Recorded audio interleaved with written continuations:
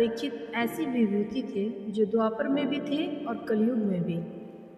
प्रलय के बाद द्वापर का अंत हुआ, पर परीक्षित का अंत प्रलय भी नहीं कर सका। और प्रलय द्वारा द्वापर के पर कलयुग के आरंभ 2 युगों के राज्य सृष्टि के इतिहास में केवल राजा परीक्षित हैं जिनका राज्यारोहण द्वापर में हुआ और कलयुग में शासन किया। अभिमन्यु की शहादत की एक रात पूर्व परीक्षित उत्तरा के गर्भ में आए। कौरव और पांडव दोनों कुलों के एकमात्र परीक्षित ऐसे उत्तराधिकारी थे जो महाभारत में बच गए। हस्तिनापुर और इंद्रप्रस्थ दोनों के भावी सम्राट परीक्षित ऐसी विभूति थे जिनके गर्भवास के ही समय भगवान को इन्हें ब्रह्मास्त्र बचाने के लिए उत्तरा के गर्भ में पूरे गर्भकाल तक रहना पड़ा। ऐसी तेजस्वी संतान थे परीक्षित। धृतराष्ट्र और गांधारी अपने मृत पुत्रों की करुण स्मृति में डूबे परीक्षित में सबको पाते थे। सुभद्रा और उत्तरा परीक्षित में अभिमन्यु को खोजती थी। द्रौपदी अपने मृत पुत्रों को परीक्षित में खोजती थी। राजधानियाँ हस्तिनापुर और इंद्रप्रस्थ अपने राजवंश के उत्तराधिकार परीक्षित में खोजती थी। सारा राष्ट्र परीक्षित में अपना भावी सम्राट खोजता था। इसलिए इस तरह से परीक्षित सर्वप्रिय जनप्रिय सबकी हृदय की धड़कन थे। प्रलय के बाद द्वापर का अंत हुआ, पर परीक्षित का अंत प्रलय भी नहीं कर सका। और प्रलय द्वारा द्वापर के अंत पर कलयुग के आरंभ 2 युगों के राज्य सृष्टि के इतिहास में केवल परीक्षित हैं जिनका राज्यारोहण द्वापर में भी हुआ और कलयुग में शासन किया। पर की विदाई और कलयुग का समारंभ और दोनों के बीच का प्रलय। परीक्षित सम्राट के रूप में इन तीनों स्थितियों में गरिमा के साथ सम्राट रूप में उपस्थित थे। द्वापर के अंत और प्रलय के दिन से पहले भगवान कृष्ण अपने धाम पधारे। यह समाचार सुनकर सबसे पहले कुंती ने देह त्याग दिया। युधिष्ठिर ने भीम के नेतृत्व में राजमाता के चितारोहण और अर्जुन के नेतृत्व में परीक्षित का राज्यारोहण अवसाद और आनंद के साथ के 2 विरोधी आयोजन एक साथ एक समय एक ही राजधानी में संपन्न करने का शासनादेश जारी किया। यात्रा में सम्मिलित मंत्री परिषद के एक सदस्य ने अभिभूत होकर सम्राट युधिष्ठिर से कहा, धन्य हैं आप जो एक साथ राजमाता के चितारोहण और युवराज परीक्षित के राज्यारोहण आयोजित कर रहे हैं। मनस्वी सम्राट ऐसे ही हो सकते हैं।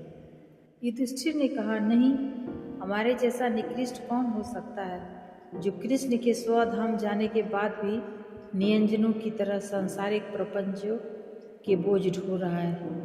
कृष्ण के बिना जीवित हूँ, इसी से ऐसे हृदय विदारक आयोजनों के मानसिक आघात झेल रहा हूँ। धन्य तो है राजमाता जो कृष्ण के बिना एक क्षण एक श्वास भी ग्रहण नहीं की। राजमाता चिता पर रखी गई, शोक ध्वनि बजाई गई और चिता में आग की लपटें उठी और कुंती की एक काया भस्मसात हो गई। चिता भूमि कुछ 21 करोड़ दृश्य था। परीक्षित राजा बनने को तैयार ही नहीं थे। वे अपने पितामह पांडवों की सेवा में उनके साथ बन जाना चाहते थे। उन्हें लग रहा था कि उनके किसी अपराध के कारण पितामह गण परीक्षित का त्याग कर रहे थे। परीक्षित का पक्ष था, बिना पिता की गोद देखे पितामहों की गोद में अभी वे पले हैं, सीख नहीं पाए कि इनका त्याग पांडव क्यों कर रहे हैं। पिता का अभाव परीक्षित से कम पांडवों को क्या कम खल रहा था। सम्राट पद उन्हें दंड लग रहा था। पांडवों का पक्ष था, परीक्षित सिंह सावक हैं, हृदय वीर, मुहासक्त भाषा से बचे और कर्तव्य पथ पर बढ़े। पितामह संरक्षक उतना नहीं होते जितना कि शास्त्र, विधि, व्यवस्था, न्याय, धर्म और आचार संहिताएं। अंततः परीक्षित भावी सम्राट को तत्कालीन वर्तमान सम्राट युधिष्ठिर ने अपना राजमुकुट पहना दिया और मौन रहे।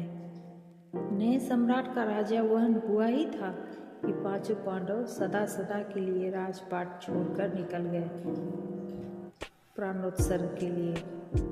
परीक्षित भी बिलखते हुए उनके साथ उन्हें लौटाने बढ़े, लेकिन सब व्यर्थ। पांडव अंधे बहरे गूंगे हो गए थे।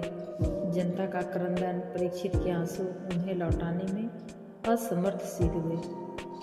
पांडवों के प्राणोत्सव की यात्रा महाप्रस्थान के नाम से जानी गई। इस महाप्रस्थान में पांडवों ने व्रत लिया था, बिना खाए पिए रुके, विश्राम विहीन तब तक चलते जाएंगे जब तक शरीर गिरकर निष्प्राण नहीं हो जाता। वाणी से मौन, नेत्रों से अंधे, कानों से बहरे, जैसे ये चलते जाएंगे। द्रौपदी हताश विलाप करती रही, पर किसी ने कोई उत्तर नहीं दिया। द्रौपदी का हृदय सहन नहीं कर सका और पहला प्राणोत्सर्ग द्रौपदी ने किया। एक एक कर सारे पांडव गिरते चले गए। अकेले युधिष्ठिर ही सब प्राण सशरीर स्वर्ग तक पहुँचे। उत्तर की पुत्री इरावती से परीक्षित का विवाह हुआ, जिनसे जन्मेजय आदि 4 पुत्र हुए। परीक्षित ने भद्राश्व, केतुमाल, भारत, उत्तर कुरु और किम पुरुष आदि सभी वर्षों को जीतकर वहाँ के राजाओं से भेंट ली। परीक्षित का शासनकाल राष्ट्र के पूर्ण निर्माण का काल था। महाभारत ने घर घर को विधवाओं के क्रंदन का निवास बना डाला था।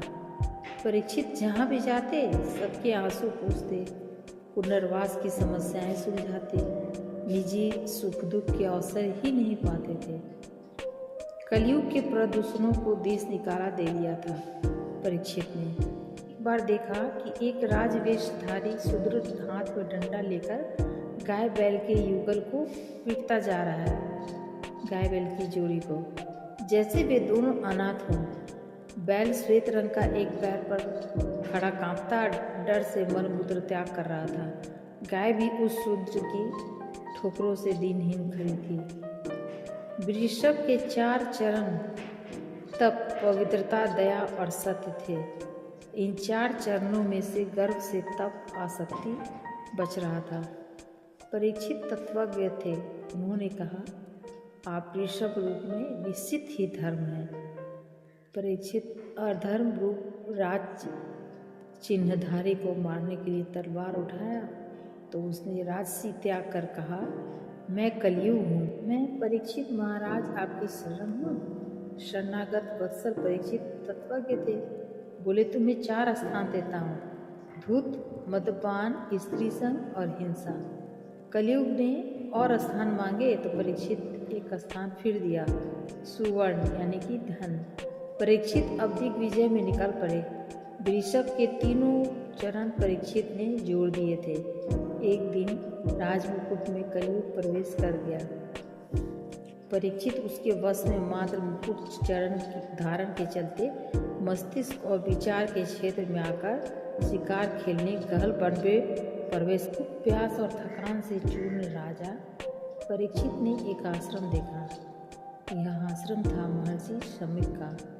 वहाँ ये जब पहुँचे तो महर्षि शमीक ध्यानस्थ थे, जिससे उन्हें पता नहीं चला उनके पास राजा परीक्षित पधारे हैं। कली के वश परीक्षित के मस्तिष्क में उनके हृदय में भावना जगाई, यह ध्यान का ढोंग किया गया है। राजा ने एक मृत सर्प धनुष के कोण से उठाकर शमीक के कंठ में माला की तरह लपेट दिया और आश्रम से भूखे प्यासे ही निकल पड़े। राजधानी पहुँचे। भूखे प्यासे राजा ने मुकुट उतार कर रखा। अभी कुछ खाते पीते कि उसके पूर्व ही उनके आत्मस्थ मस्तिष्क में पवित्र भाव जगा। एक महात्मा का ऐसा गहरे अपमान उनसे कैसे हो गया। आत्मग्लानि से भरे राजा दुखी हो बैठकर पश्चाताप करने लगे, बिना खाए पिए। शमीक पुत्र बालक श्रृंगी योग क्रीड़ा कर रहे थे। कुछ बालकों ने शमीक कंठ में नाग लिपटा देखकर भय से हल्ला किए, सांप सांप, महर्षि को लपेटे काटने को उद्यत है। दौड़े श्रृंगी ने सांप को पकड़ा तो वह मरा हुआ मिला, उसे फेंक दिया। श्रृंगी ने और जल लेकर श्राप दिया, आज से 7वें दिन तक्षक नाग उसे डसेगा। जिसने इनके पिता के कंठ में मृत सर्प डालने की धृष्टता की है। आश्रम में खोज हुई, कौन था आया। तब तक महर्षि समीक भी ध्यान से जाग चुके थे। पता चला परीक्षित पधारे थे। महर्षि समीक ने श्रृंगी को समझाया, तुम्हें इतनी उत्तेजना कैसे आ गई? राजा को विषपान का शाप, उसके चलते हम निर्विघ्न सारे अनुष्ठान करते रहे हैं। उसका आतिथ्य करने की जगह उसे शाप। आत्मस्थ होकर महर्षि ने देखा तो राजा का प्रारब्ध था नागविष से निधन। उन्होंने आश्रम से 2 शिष्यों को राजा परीक्षित के पास साप की सूचना और तक्षक दंश से मृत्यु का संदेश प्रेषित किया। समाचार सुनकर बिना खाए पिए राजे सिंहासन छोड़कर गंगा के तट पर बैठ गए। शुकदेव जी पधारे और श्रीमद् भागवत सुनाकर 7 दिन में इनके मन और प्राण भगवान श्री कृष्ण पर परीक्षित नहीं, उनके निष्प्राण शरीर में उसका नाग विष फैला। शरीर जलकर राख हो गया। एक बाल योगी ने श्राप दिया मरने का, दूसरे बाल योगी ने मरने से बचाकर मृत्युंजयी बनाकर प्राणों को भगवत अर्पित परीक्षित का करवा दिया। भगवत अर्पित तक परीक्षित का करवा दिया। दोनों बाल योगियों श्रृंगी और शुकदेव भारतीय संस्कृति के अनुपम उदाहरण है। परीक्षित क्षत्रिय थे, इन्हें मृत्यु का भय नहीं था। एक दिन तो सबको मरना ही है। प्रश्न है, नाग विष से मृत्यु होने पर 50,000 वर्ष तक प्रेत योनि में रहना होता उन्हें। उन्होंने ऐसा कोई पाप नहीं किया था, फिर ऐसा दंड क्यों? न्याय के सिद्धांतों की अग्नि परीक्षा थी यहाँ। भगवान श्री कृष्ण को प्राण अर्पित कर योगचर्या द्वारा नागदंश से बिना मरे प्राणों को पहले ही प्राणायाम द्वारा कृष्ण ध्यान में अर्पण कर परीक्षित मरे नहीं, मुक्त हुए और इस तरह भारतीय संस्कृति का एक अप्रतिम इतिहास बनकर उदाहरण के रूप में जगमगाते चले आ रहे हैं।